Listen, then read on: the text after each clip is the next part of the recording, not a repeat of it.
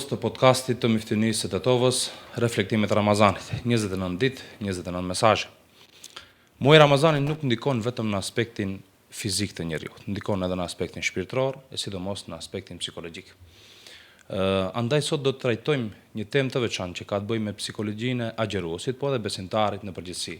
Si ndikon Ramazani në jetën e besimtarit, a formon apo a ndikon në personalitetet e njerëzve gjatë muajit Ramazanit, a ndikon në ngritjen e personaliteteve, ndryshimet e personaliteteve, frymëzimet e personaliteteve, kështu me radhë. Unë nuk do ta zgjas më shumë, të marr kohën profesorët të nderuar, pasi që sot kemi një mysafir i cili shumë bukur do ta trajtoj këtë temë. Realisht tema të cilën do të flasim sot është rëndësia e formimit dhe kultivimit të personaliteteve me vlera besimore dhe morale. Andaj mysafir që do ta trajtoj këtë temë, sot e kemi profesorin nderuar, profesor Musa Musa. Selam aleikum profesor, mirë se erdhët në podcastin tonë. Mirë se gjetëm. Faleminderit. Profesor, ne të gjithë e dimë se Ramazani nuk ndikon ashtu siç e ka dhënë në fillim vetëm në aspektin shpirtëror. Ndikon edhe në aspektin fizik, sidomos në aspektin psikologjik. Sot do të pyesim disa pyetje, realisht kam shumë pyetje për të pyetur, po koha është e kufizuar, edhe nuk na mjafton t'i bëjmë ato bisedat në këtë aspektin psikologjik. Shpesh ne kur hyjmë në Ramazan, dëshirojmë të ndryshojmë. Kemi qejf, ndonjëherë ndryshojmë dhe nuk e arrijmë, ndonjëherë arrijmë deri diku. Dhe nga t'ja fillojmë ne, cilët zakone dhe sjellje duhet ne t'i përmirësojmë gjatë muajit Ramazanit. Më thonë është një pyetje që çdo njeri prej nesh ja bën vetvetes. Dhe për këtë kemi një nevojë për një shpjegim nga ona juaj. Po më dish, bismillahirrahmanirrahim, edhe unë pajtohem me ato konstatime të bëra, për të cilat ne të gjithë jemi të vetëdijshëm se agjërimi si akt është në radhë të parë adhurim, po më dish, ajo është pjesë edhe komponenta më e rëndësishme e tij, e cila në vetvete përmban disa shtrirje, disa dimensione, disa karakteristika përmes të cilave e ka për synim ta edukoj, ta formoj, ta ngrit, apo në një farë mënyre t'ja shtoj dozën e vetkontrollit njeriut, të shtoj sasinë, ose po e themi kapacitetet vetëdijësuese të tija, sepse nëse ne e shohëm edhe në porositë kuranore këtë përmbajtjen e vetëdijshmërisë, ne tekun e kemi përkthyer vetëm si devotshmëri, por realisht pjesë e saj është edhe vetëdijësimi. Cili vetëdijësimi? Ai i cili të mundëson që dikë që e don shumë, diçka që e vlerëson shumë, edhe druan që ta lëndosh, druan edhe që të veprosh në ndonjë mënyrë të kundërt me atë. Edhe nga ky prizëm ne mendojmë që komponentat psikologjike janë të pranishme, derisa ka të bëjë me individin, me jetën e tij, me personalitetin e tij, derisa ka të bëjë me një proces i cili është të themi edhe edukues, edhe formësues. E keni parasysh, ja, po bëj vetëm një krahasim në të cilin duhet parë këtë rëndësinë e vetkontrollit, apo mundësinë e vetëdijshmërisë, ngritjes së kapaciteteve të saja, themi zjarrin nëse ne e lëmë në një hapësirë të hapur, të pakontrolluar, djeg çdo gjë, apo. Mirë po, nëse atë zjarr e futim brenda, po e themi një shporeti, ose apo në një mjet të caktuar, atëherë ai edhe na ngroh, edhe na mundson të zijmë, edhe na mundson të bëjmë, të marrim shërbime, funksionalitetet të mëdha prej tij. Ashtu është edhe me pasionet, ose epshin, ose të themi egon e njeriut, e cila kërkon një trajtim të tillë të kontrollit mbi të. Për arsye se nëse zjarri pa kontroll djeg çdo gjë, edhe epshjet ose pasionet e njerëzve, dëshirat e njerëzve, ambicjet e tyre, ndoshta të cilat mund të jenë të shfaqura në forma edhe të pakontrolluara, ato djegin personalitetin, djegin vlerën e çdo një individi i cili është i pajisur me to. E në këto raste kur ne diskutojmë, po e themi për agjërimin, aty e kemi parasysh se flasim për një periudhë kohore e cila zgjat afër 500 orë, nëse e marrim një mesatare, le të jetë 450.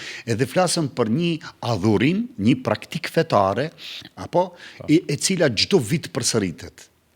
Do të thënë, nuk është një herë ka ardhur edhe shkon, përfundon, themi, njeriu student është një herë, apo një ditë e merr diplomën, mirë po këtu kemi mundësi që procesi i diplomimit me përfundimin e agjerimit të jetë i përsëritshëm çdo vit tek njeriu.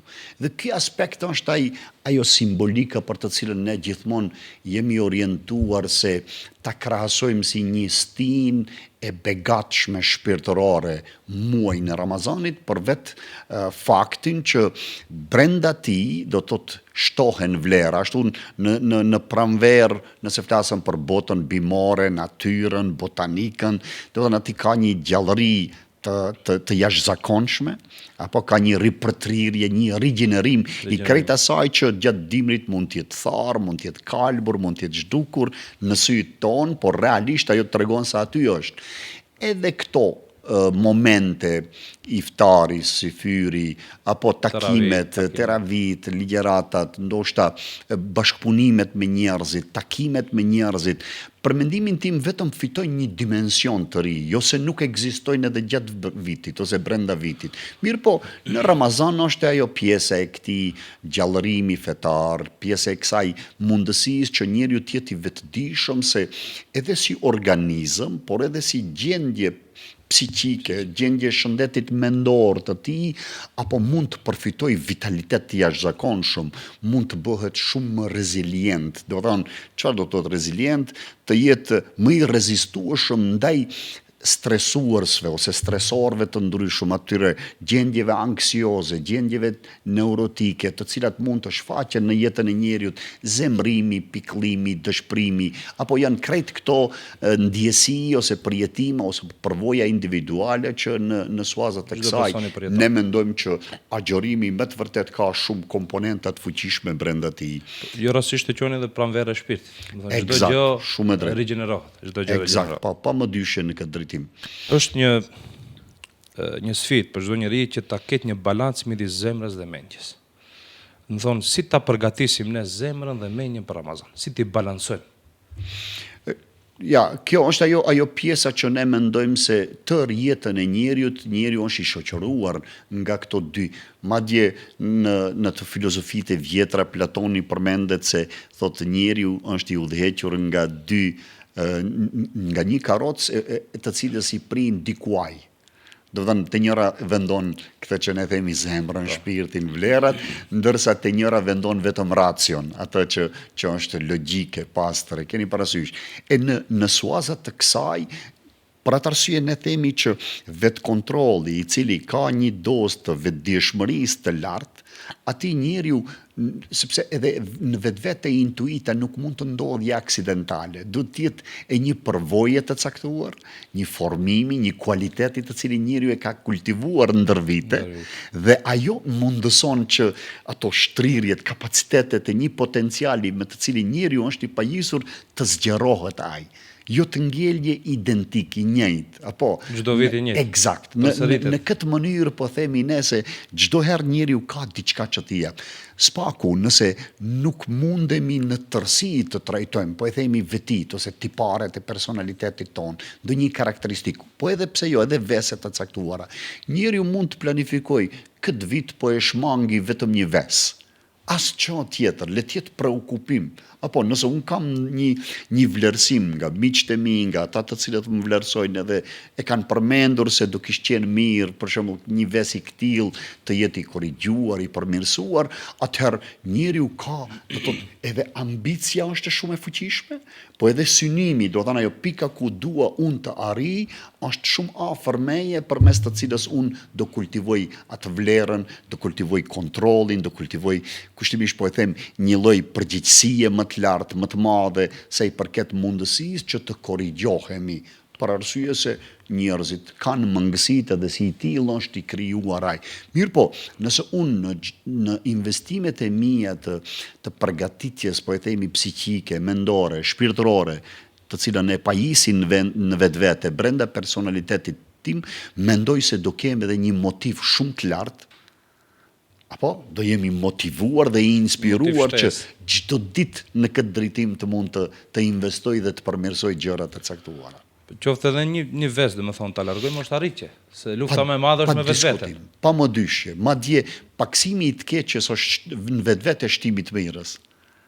Po, mbrojtje nga një mëkat për njeriu i shkruhet sevap, do të thonë, është një përfitim i caktuar shpirtëror dhe një energji e krijuar në vetvete sepse ai është nga dhënjës, ai tregon një vendosmëri përpikshmëri se këtë muaj unë themi, ne gjithmonë e bëjmë kështu, e ilustrojmë nëse duhet thamë këtë, apo themi 11 muaj investojmë për trupin, edhe tash, sikur gjatë Ramazanit trupit i themi shif, tash ti pak pusho, ne kemi nevojë për një investim pak më të theksuar shpirtëror, pak më energjik, pak më intensiv. Apo, jo rastësisht flasim për intensitetet e adhurimeve, që për mendimin tim ndoshta edhe gjumi i një njeriu në pjesë të ditës ose pjesë të natës, vetëm pse ndodhen brenda Ramazanit, ose edhe vetë fakti që ti je në një muaj në të cilin një vlerësohet me 1.000, ndërsa brenda një nate një vlerësohet me 30.000. Apo janë kalkulime të jashtëzakonshme motivuese, të cilat në një farë mënyre vetëm e inspirojnë dhe e shtojnë këtë nivelin e motivimit, dëshirës, vullnetit, edhe përkushtimit të njeriut se kur ti sheh përfitime, në një farë mënyrë sheh edhe një lloj vetë edukimi, apo një lloj vetë kontrolli të caktuar, një lloj disiplinimi i brendshëm. Kjo është disiplinë e brendshme dhe është pika më e rëndësishme, sepse aty bëhet ajo betejë mes kësaj që ne themi a është racionja, logjika apo zemra, shpirti edhe ushtrime shpirtërore. Eksakt, po shumë e qelluar. Profesor, realisht muaji Ramazanit, siç e cekët edhe në fillim, çdo vit na jep nga një mundësi të re për të ndryshuar. Do të thonë na jep të gjitha kushtet, do të thonë e dim vlerën, i dim mundësitë që i kemi dhe çdo muaj na jep, do të thonë mundësi të reja. Tash shpesh njerëzit kanë probleme, po e cekin një prej shumë rasteve, agjeron, por vetëm largohet nga ushqimi dhe pija. Do të thonë si ta bëjmë ne Ramazanin jo vetëm muaj urije, por edhe muaj vetdije, ndryshimi. Për arsye se shpesh e fillojmë këtë muaj do të ndryshoj, këtë muaj do të aloj këtë ves, atë ves, po kur fillon Ramazani, një pjesë ditës e kalojmë në gjumë, një pjesë tjetër duke menduar iftarin, edhe pastaj pas iftarit duke menduar ditën e nesërme, gjumin e kështu me radhë, sikur këto ndryshime i lëm anash. Si ta shndrojmë këtë nga ndryshim fizik në ndryshim shpirtëror? Këtu mendoj se qëndron edhe ajo gjallëria, do të thënë ajo komponenta për të cilën ne themi se Ramazani është dije edhe shije. Apo që të dija së bashku. Nëse do kishte qenë vetëm njohuri, do të nuk do ishte mjaftueshme që njeriu brenda vetes ta ndërtojë një përvojë. Ato përvoja, ato eksperienca individuale janë ato më të fuqishmet. Apo nëse njeriu në një farë mënyre kalon një periudhë edukimi ose trajnimi. Imagjinoni, ne përmendëm simbolikën e 500 orëve të paraafërta edukuese. Njeriu të trajnohet 500 orë ose të shkojë në një seminar që do zgjas, po e themi, një muaj ditë, edhe ky të përsëritet çdo vit, apo në fusha të ndryshme, bëhet ekspert i shumë çështjeve. Do të thënë 500 orë, ndoshta unë në mënyrë simbolike kam përmendur edhe çështjen e pilotimit. Njeriu e mëson ta drejtojë aeroplanin. Apo e tash nëse ne i kthehemi vetvetes, a për çka aftësohemi ne?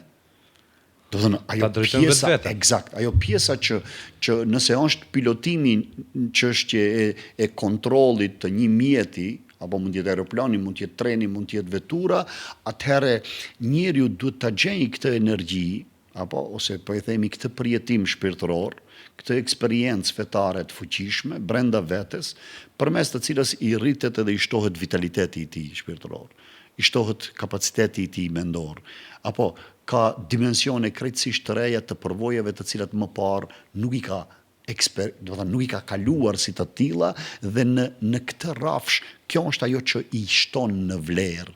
Shifni, pse e përmendim ne këtë disiplinimin edhe këtë segmentin, unë kur shoh nga pikpamja psikologjike, ne themi një njeri për ta operu fizikisht duhet vënë në gjumë, apo përmes anestezisë. Një njeri për ta operu shpirtnisht, kushti i parë dhe i vetëm është që t'jetë i zgjuar. Segmentet ose pikpamjet që ne i shohëm brenda këtij procesi të agjërimi, unë mendoj se janë të jashtëzakonshme kur është në pyetje këtë që përmendëm ne, rritje kapaciteteve të tija. Apo ose përgatitja e adekuate e një vlere të shtuar të atij si individ, me synimin se ai formsohet. Apo unë po ndryshoj. Po, pa më dyshje, vendimet për ndryshime janë më kritiket në jetët e njerëzve, por edhe janë më dinamiket. Sepse njeri çdo ditë e sheh veten në një vrapë sipër në këtë kënd vështrim. Është lehtë marrësh vendim për ndryshu, po shumë rënd ndryshosh. Po, edhe këtë pjesë kur e pasuron edhe me atë që ne tham dije, apo sot nuk është as pak problematik njeriu të jetë i mësuar me procesin e autofagit, apo do thonë ndoshta mjekët janë ata që do flasin më shumë, por ti kur je i vetëdijshëm se vetëm gjatë Ramazanit edhe pas ditës së 3 ose të 4 që në kontinuitet të ne zgjat 29 ose 30 ditë, vetëm pas ditës 3 ose të 4 do të fillojnë qelizat në tërësi apo të të rigjenerohen. Në fillim procesi fillon që uria shkakton, do thënë tek qelizat e shëndosha ti konsumojnë të smurat dhe kjo është një vetë pastrim i tillë dhe procesi i dytë që është më i rëndësishëm kësaj që ne themi autofagi është qelizat trurore. Thuhet se janë të paripërtrishme, jo të rigjenerueshme. Prej momentit që njeriu vjen në jetë, ato vetëm vdesin. Mirë po tani shkenca e ka Yoshimori Osuni, mos i him ndërhak personit që është meritor për këtë dhe ka marrë çmim Nobel për autofagin në vitin 2016, ai ka përcaktuar se vetëm agjërueshëm qelizat trurore mund të rigjenerohen dhe të ripërtrihen. E tani unë kur e shoh se kam një energji krejtësisht të re, s'ka mundësi të më kaploj, kushtimisht po e them ndonjë lloj përtatësie, ndonjë lloj dembelizmi, ndonjë lloj gjendje anemike apo mos dëshire për të vepruar, për të funksionuar, mos njohje asaj që ti prej mëngjesit apo duhet ta ndjejsh atë freskinë, ti je falendrues mirënjohës që dikush ta ka dhënë në dispozicion edhe ato 86.400 sekondat e çdo ditës që i ke në llogarinë tënde dhe këto janë pikpamjet për mendimin tim të cilat me të vërtetë e mbajnë gjallë dhe njeriu nuk duhet t'ia lejojnë që agjërimi ose Ramazani të shndrohet rutinë, por permanent një ndërtim. Keni parasysh ato tullat permanent vendosen. Që të jenë për një kohë gjatë. Eksakt.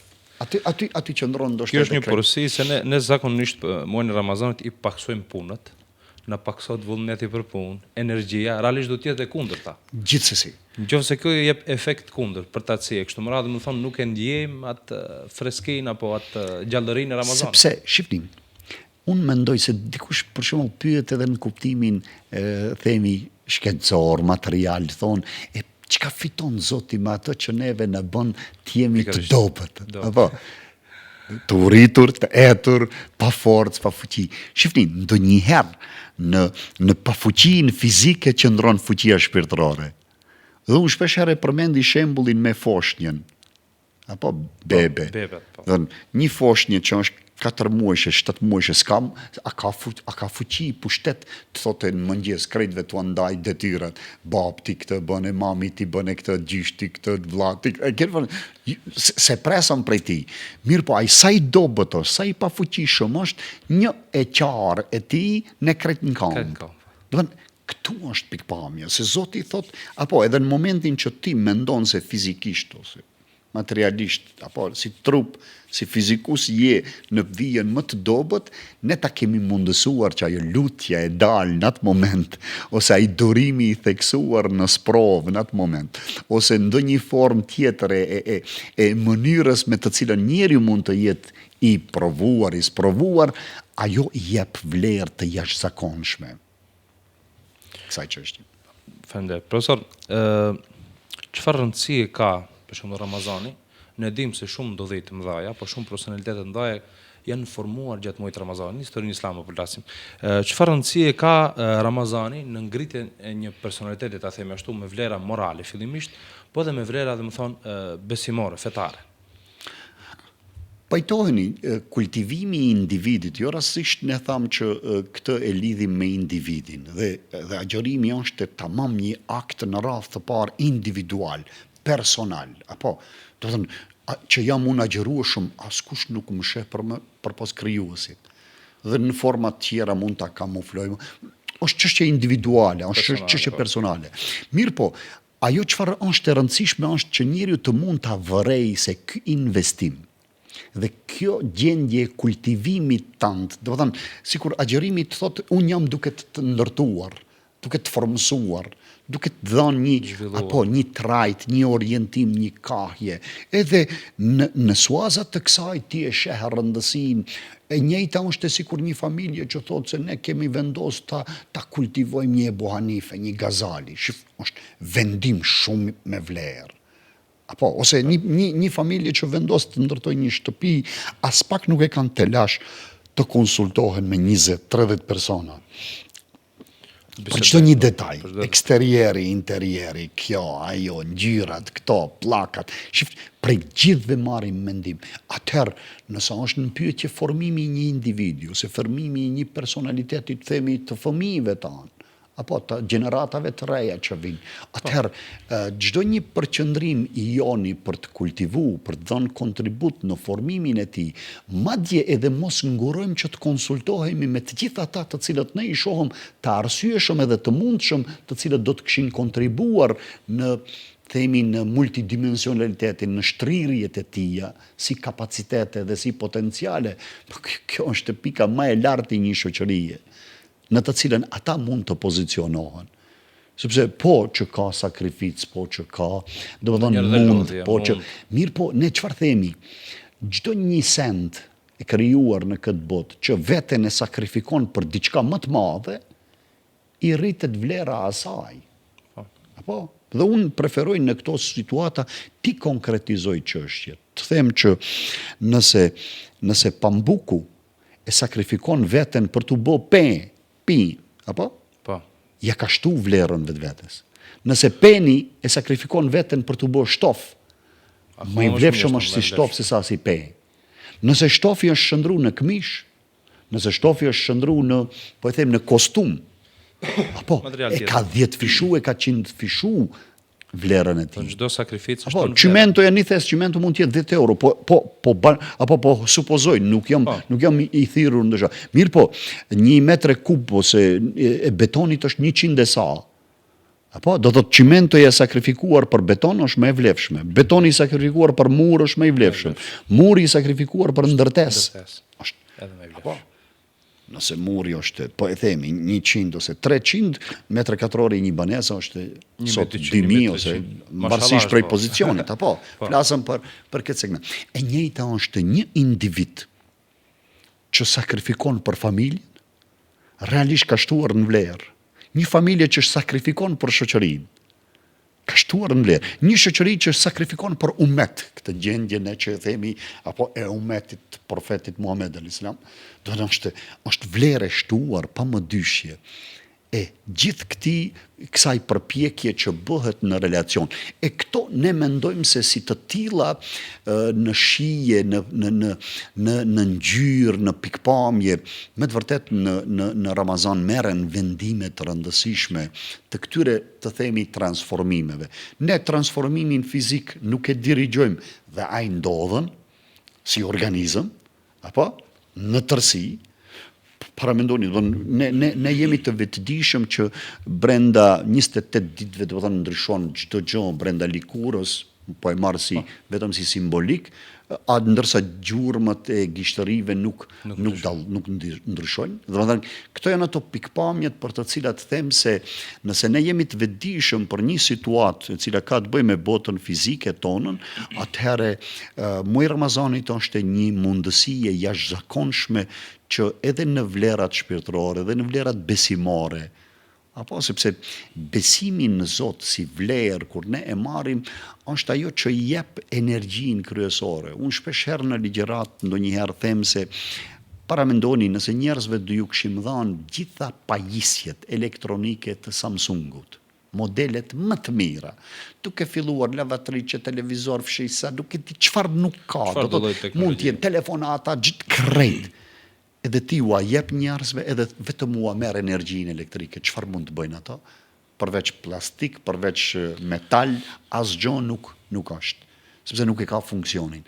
Edhe njeriu i zhveshur nga pikpamjet besimore, me të vërtet duhet të jetë shumë i varfër, sikur ai mjeti ose pajisja elektroteknike, pa rrym, apo pa energji elektrike që nuk mund të luan funksionoj, edhe njeriu ne mendojmë se në mas të madhe humbën shumë çka kur është në pyetje ky aspekti i vlerës. Profesor, shpesh ne hasemi me njerëz të cilët besimi ndoshta i dobët apo nga mos besimi thonë çfarë përfitoni ju nga besimi në Zot?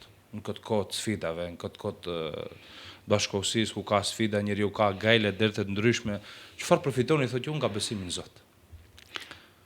Pajtoheni se ne për atë arsye themi, kur themi ne që është vlerë e jashtëzakonshme, është promotori kryesor, ai që e bën jetën me kuptim. Që fizikisht njeriu nëse dikush ta sjell një gotë ujë, apo ne e falenderojmë për atë. Mirë po, haron njeriu ta falenderojë atë që e ka krijuar ujin. Apo dikush të bën një dhuratë ose themi syzet i ka fal dikush diellit, edhe ti më mirënjohës ton jetën, haron ta falenderosh atë që ti ka dhënë syt. Kjo pikpamje është ajo që neve në një farë mënyre na mundëson që qasja jonë në kuptimin e formimit të këtyre vlerave besimore, pa më dyshje edhe njerëzore, sepse për ne besimtari mirë është ai që është njeri i mirë, ne nisim prej këtij parimi, edhe kësaj i mbështetemi, dhe këtë e shtrojmë në rrafshin individual, sepse edhe përgjegjësitë, edhe krejt ato janë pikpamje të vetë individit në iniciativat të cilat i ndërmerr ai, por në anën tjetër e themi se njeriu edhe në kuptimin gjenetik është i, si themi, e keni parasysh kur prodhohet një mjet, kalibrohet, kalibrim fabrikor, unë i them. Kalibrimi fabrikor i njeriut është që besimin ta kultivoj. Apo, dhe ne kemi përmend, edhe si shifër VMAT2, është ai gjeni i besimit, i cili është tani më e dëshmuar përmes krejt këtyre matjeve të neuro apo shkencës, elektroencefalografive të ndryshme, krejt ato teknologjie kanë verifikuar se në momentin që njeriu shfaq një formë të lutjes, të përkushtimit, të nënshtrueshmërisë të tij ndaj krijuesit, pa më dyshje kjo pjesë e trurit prodhon sasi dopamine, që dopamina është hormoni kryesor i disponimit i asaj çfarë e ruan vitalitetin e njeriut, apo tjetë i motivuar, tjetë i disponuar, apo i pajtuar me atë çfarë është edhe çfarë posedon, plus asaj edhe tjetë i vetëdijshëm që jeta e tij dhe çdo sekond i jetës së tij është me kuptim. Asgjë nuk është rastësisht edhe. Dhurata më e madhe është kjo pikpamja. Dhe ne themi se kjo shkon edhe në një farë relacioni të parasvlefshëm, sepse sa më shumë që e njeh një çështje, aq më shumë i referohesh, aq më shumë lidhesh për saj, aq më shumë fillon ta dashurosh atë. Edhe në segmentin e besimit, atë që ne themi se nëse ne ngritim gjenerata breza që vinë, do të thënë me këto vlera besimore, por edhe njerëzore, morale ose shoqërore, eksakt, atëherë kemi dhënë kontribut, edhe atëherë sakrifikimi i jon nuk është diçka që mund të llogaritet se ka shkuar huq. Edhe nuk do të thotë se në proces edukimi ne duhet të gjithë në mënyrë serike të nxjerrim të njëjtë, nuk ka diçka të tillë. Apo procesin e edukimit edhe formimit e fillon 100 persona, 2, 3, 5, 10 suksesshëm e kanë kryer misionin e vet në këtë drejtim. Profesor, ne shpesh ndëgjojmë, por edhe vetë ligjërojmë se të ndihmosh një student, një nxënës, domethënë dikën i cili është në proces të ngritjes apo të themi ashtu të edukimit apo të ndërtimit një personaliteti i cili do t'i shërbejë shoqërisë.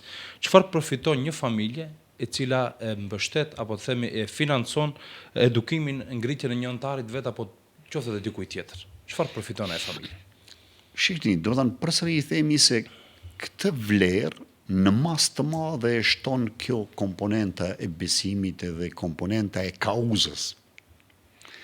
Pse e themi kauzës? Një shoqëri e cila ka një kauzë të fuqishme, për të cilën është e vetëdijshme se ja vlen të sakrifikojë. Apo plotësim shpirtëror më i madh se ky nuk ka. Ka një qëllim. Eksakt. E tash, ne shpesh herë këtë e ilustrojmë edhe përmes themi shembujve të caktuar, modeleve të ndryshme, sepse ekzistimi i modeleve në shoqëri, këtyre modeleve të përshtatshëm, të cilët ne sot ndoshta nuk i shohëm, megjithatë është shumë i rëndësishëm për teorinë e të mësuarit social, për pikpamjet të cilat ne i shohëm në sferën e kontributit të dhënë që ai të ketë një karakter shoqëror, ai të ketë një karakter gjithëpërfshirës, apo ai të ketë një karakter i cili neve do të na do të na mundësoj që edhe gjuhën e mimikës ose asaj mënyrës se si shfaqet në të folurit e Zotit në univers, apo sepse realisht ne duhet të kemi një rol të këtill. Pota bimore, ose nëse i marrim pyjet, apo nëse marrim drunjt, ose degët e ndryshme, keni parë çdo lëvizje e tyre është në një lloj koordinimi me ato ligjet e natyrës që Zoti i ka vendosur si të tilla. E tash, a mund të themi ne që lëvizje e një dege, ose përulje e një bime, një lulje, një trëndafili, nuk e kasim, ne ndoshta, pse nuk e dim gjuhën, e tash, roli jonë në këtë drejtim është ai që njëjtë sikur personat shurdh me mec, apo ata nuk flasin. Por kanë një gjuhë të cilën e kanë mësuar në lëvizje, apo. Dhe ai eksperti që i lexon këto lëvizje i transformon ato në fjalë. E njëjta është edhe ato çfarë njeriu e sheh në natyrë. Për atë arsye, këtu është ai përfitimi i një familjeje ose një shoqërie që vendos që mimikologjin ose gestikulacionin në një foshnjë ta shndrojë në kuptim. Edhe të njëjtin ta vlerësoj si të tillë. Ajo që kërkohet prej nesh është kjo. Do thënë të mësojmë gjuhën e lëvizjeve, apo gjuhën ndoshta edhe të zërave të ndryshme. Shpeshherë njerëzit thonë, di bobullima është e trishtuese. Po ka një kuptim. Po, do thotë vetë në Kur'an në kapitullin Ra'd është e përmendur, do thotë ajeti 13, tregon se mënyra se si flet ajo është kjo.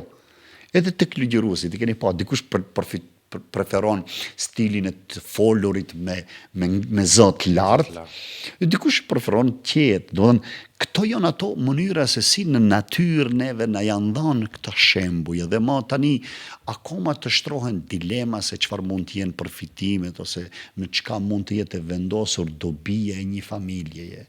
Kënaqësi më të madhe se sa arritja e një suksesi të këtill, kur të thuash se do thotë sakrifikuam të gjithë, apo ti thuhet tash fëmijës, shif, e kam paksuar orarin e lirë timin që të përkushtohem ti më shumë. Kjo është mundi. Ky mund nuk shkon kot. Kjo energji e përqendruar, për ta kultivuar dhe për ta formsuar dikë, pa më dyshje që po e them se produktin ose atë, si themi, dobin e këtij procesi, pa më dyshje që do i ketë të mundur ta sheh, ta përjetoj, ta konkretizoj në shoqëri si të tillë. Edhe nëse nuk e kultivon më njëherë, pas një kohe do t'ja shoh. Pa diskutim. Unë shpeshherë kam preferuar, themi, të përmendi një shembull të një prindi me fëmijën e tij, tash djalë, vajzë, nuk është e rëndësishme, por çdo ditë fëmijë babit tu i thonë se bab, kur do lozim me ti, do thotë, apo duhet kohë, eksakt. Do thënë ai gjithmonë me ato arsiet time, a nuk jam duke bë pak për ju mundohem, punoj, apo krejt prej këtyre dikrahve të mi, do thënë, kjo është ajo mënyra se si ne arsyetohemi në moment që se kemi ndoshta kontributin e duhur në këto rrethana. Mirë po, kur e sheh insistimin kaq të këmbgulës të fëmijës, thuhet se aty afër ka pas një hartë të globit, tokës, e merr e grimcon ato të shteteve, po e themi, si atlas gjeografik ta quaj, edhe mbasi i grimcon krejt ato shtetet, ja hudhën të birit të tij përpara këmbëve dhe thot, kur ta rregullosh botën, atëherë do luaj me ty, ose do ndaj kohë për ty. Edhe i bindur se kjo është gati se e pamundshme. Mirë po, ati thot qëndron ajo pjesa e e mrekullisë së këtij procesi që njerëzve që merren me edukim dhe që janë të gatshëm ti marrin se vetë procesi i edukimit, ne kur e edukojmë një fëmijë edhe ne mësojmë shumë gjëra. Sepse asnjëherë njeriu si do kishim përvojën ne në edukim nëse nuk do kishim rezistencë prej atyre. Në nuk do dishim si është qenurit prind, ose mos i dhënës, e kam provuar një herë. Jo, do e provosh 3000 herë nëse duhet. Do të nuk do të rriqesh prej asaj. E tash thot pas 10 minutave ky fëmijë u kthyi tek baba i tij me konstatimin, kushtimisht po e them unë e quaj madhështor. Tha bab, e rregullova botën. Shif, konstatimi është shumë i madh. E rregullova botën. Thot po si e bëre këtë? Thot mbas atyre grincave, shteteve që në anën e kundërt prapa, në anën e prapme të asaj flete ose të themi harte. Ishte i vizatuar trupi i njeriut. Thot unë duke e rregulluar njeriun e rregullova botën. Thot kjo është ajo, po e themi kushtimisht se ndryshimet ose këto ndërtimet, mbi ndërtimet ose pikpamjet e formësimit të njerëzve, ne themi se në rafshin individual, por kontributi është shoqëror. Sepse ne duke formuar, duke e kontribuar në formimin e një individi, realisht kemi kontribuar në formimin e një shoqërie, dhe ajo shoqëri ka kontribuar në ruajtjen edhe në ngritjen e këtyre vlerave besimore, njerëzore dhe morale për të cilat themi që ummeti duhet të i posedoj në mas të madhe. Profesor, shumë faleminderit që ndajtë të kohë, ishte me të vërtet kënaqësi që kemi në këtë bisedë, në këtë podcast. Edhe për ne ishte, faleminderit juve për ftesën. Allah xhaleshani ju shpërbleft. Amin. Të nderuar shikues, nga gjithë kjo bisedë që bëmë me profesorin e nderuar, unë do të ndaj vetëm një porosi. Nëse dëshironi që të ndryshoni botën, filloni nga vetvetja. Ndryshoni vetveten e pastaj mund të ndryshoni edhe botën. Edhe mënyra apo shansi më i mirë për ta ndryshuar vetveten është muaji i Ramazanit. Andaj këtë muaj të Ramazanit të reflektojmë, ta ndryshojmë dhe ngrisim vetveten dhe të jemi më aktiv. Deri në emisionin e radhës apo podcastin e radhës, ju lutem në mëshirën e Allahut xhaleshanu. Assalamu alaikum wa rahmatullahi wa barakatuh.